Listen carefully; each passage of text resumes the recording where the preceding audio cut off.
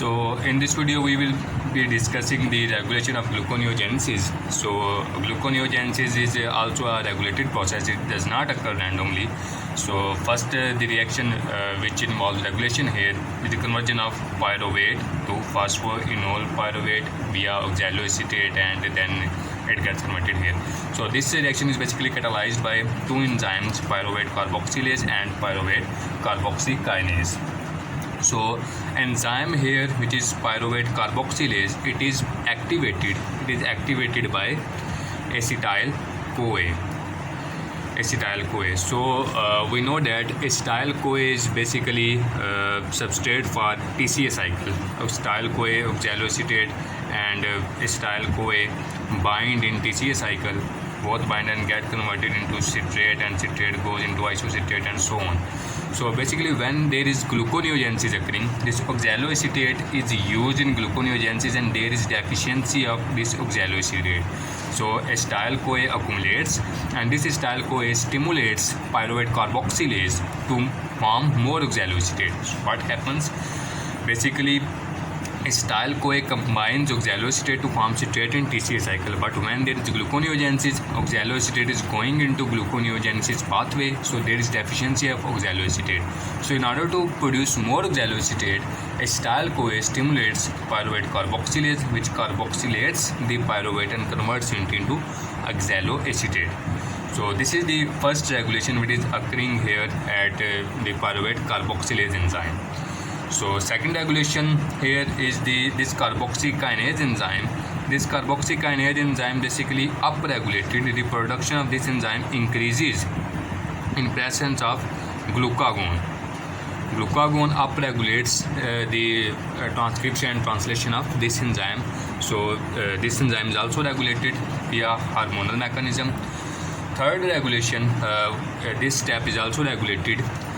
Fructose 6-phosphate is converted to fructose 1,6-bisphosphate in glycolysis, and this fructose 1,6-bisphosphate gets back to fructose 6-phosphate in gluconeogenesis, and this reaction is catalyzed by fructose 1,6-bisphosphatase.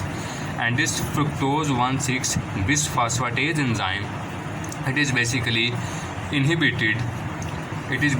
inhibited by AMP or low energy levels. When there are low energy levels, they say that glucose should be oxidized and energy should be produced for the cells. So when there is low energy, this fructose 1,6-bisphosphatase is inhibited and the phosphofructokinase 1 and glycolytic pathway is stimulated so that glucose is oxidized. So low energy level inhibit this enzyme, while high energy level such as ATP stimulates this enzyme. Low energy level inhibit and high energy level stimulates this enzyme. Moreover, this enzyme is also regulated by fructose 2,6-bisphosphate. Fructose 2,6-bisphosphate is basically a compound which is formed by phosphofructokinase 2, which we studied in glycolysis. What happens? Some fructose 6-phosphate is converted into fructose 2,6-bisphosphate, and this fructose 2,6-bisphosphate activates phosphofructokinase 1, and phosphofructokinase 1 converts more and more fructose 6-phosphate to fructose 1,6-bisphosphate. And this fructose 2,6-bisphosphate not only activates phosphofructokinase 1 but inhibits fructose 1,6-bisphosphate. So this compound is performing reciprocal function. It stimulates glycolysis and inhibits gluconeogenesis. It stimulates glycolysis by activating phosphofructokinase 1 and inhibits gluconeogenesis by inhibiting fructose 1,6-bisphosphatase enzyme. So here also there is a regulation. And moreover, we study the hormonal regulation when we go into the hormonal regulation. So via hormones, like gluconeogenesis is basically regulated via glucagon enzyme. First, glucagon regulates how glucagon phosphorylates pyruvate kinase and inhibits it.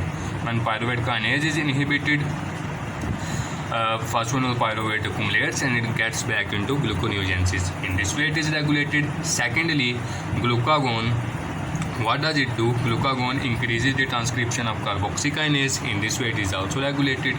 Moreover, glucagon, what it does, it inhibits the formation of fructose 2,6-bisphosphate. When fructose 2,6-bisphosphate is not produced, then phosphofructokinase 1 is inhibited and fructose 1,6-bisphosphatase is stimulated. In this way, it also stimulates gluconeogenesis. So it is glucagon. What is doing? It is upregulating carboxykinase.